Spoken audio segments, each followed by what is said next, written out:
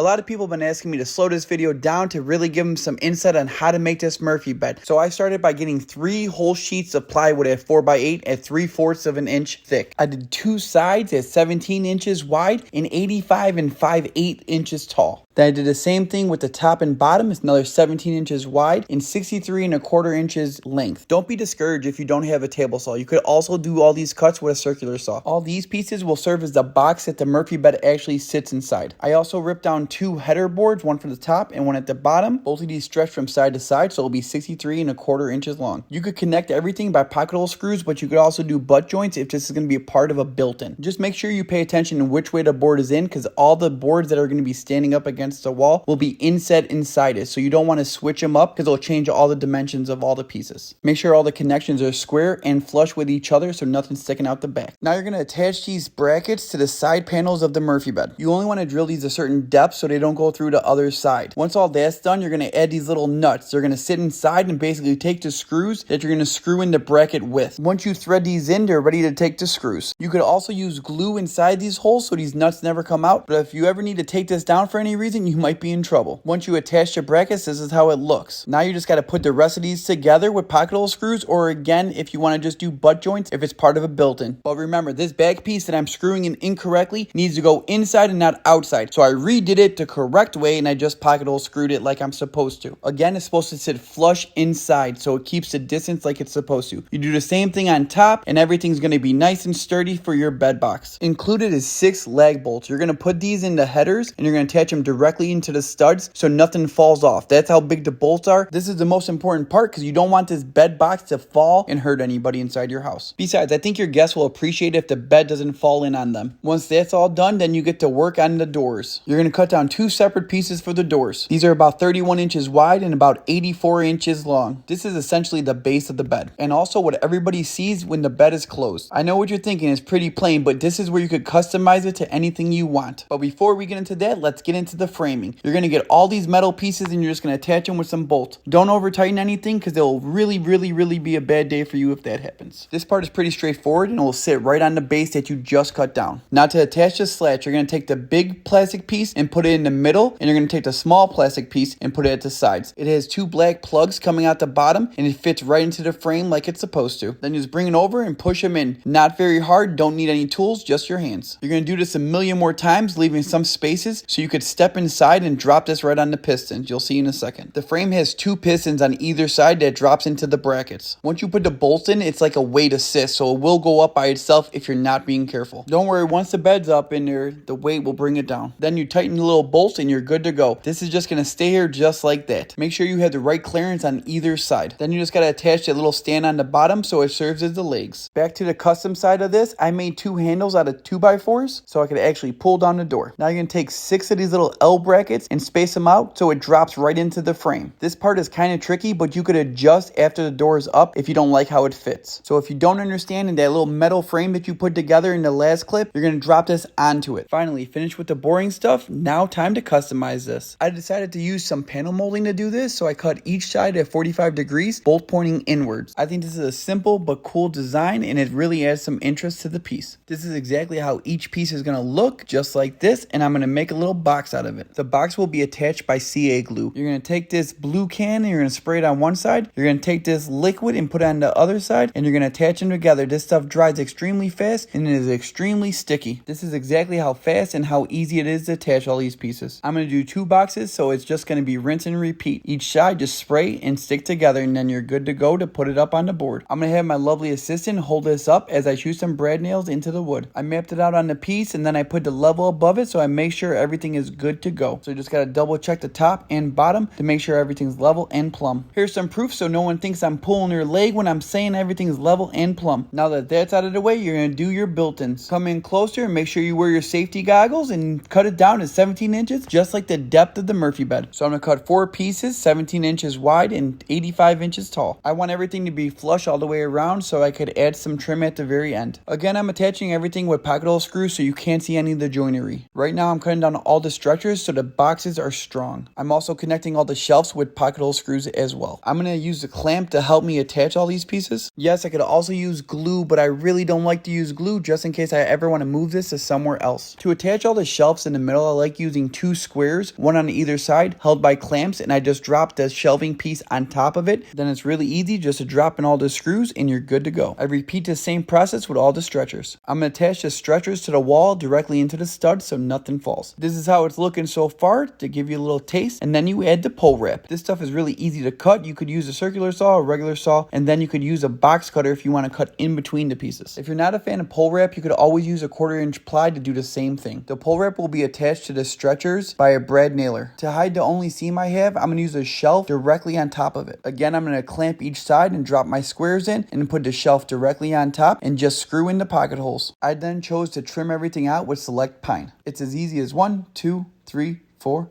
5, 6, and now it's ready for some paint. After I tape everything off, I bust out the sprayer. I chose the color black because that's kind of the theme of our house, but you could choose whatever you like. I suggest doing this with a paint sprayer because the finish is unmatched. Plus, you always get some crispy ass lines. I mean, I'm pretty satisfied with these bad boys. Now, once you clean up, all you gotta do is decorate and check out the final looks of this thing. And there you have it, how to make a Murphy bed in one video. Hopefully, if you're still watching, drop a like and follow for me. Next thing you gotta do is get some pillows and grab some bed and enjoy your sleep. Good night.